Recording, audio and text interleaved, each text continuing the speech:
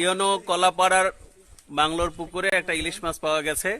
তবে এই পুকুরের সাথে খালের একটা সংযোগ আছে পাইপের মাধ্যমে। আশা করি সেখান থেকে আছে। ছেড়ে দেন, ছাড়েন ছাড়েন। দেখি দেখি দেখি দেখি ইলিশটা দেখি। না না, এটা থাকবে আর পুকুরে ইলিশ শুনেছি, আজকে প্রথম দেখলাম।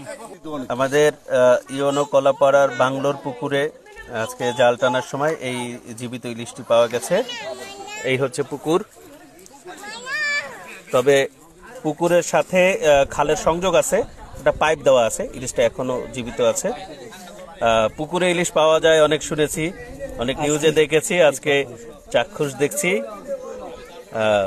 ভালো, আমাদের কলাপাড়ার নদী নালা খালবিল এরকম অনেক মাছে ভরে উঠুক।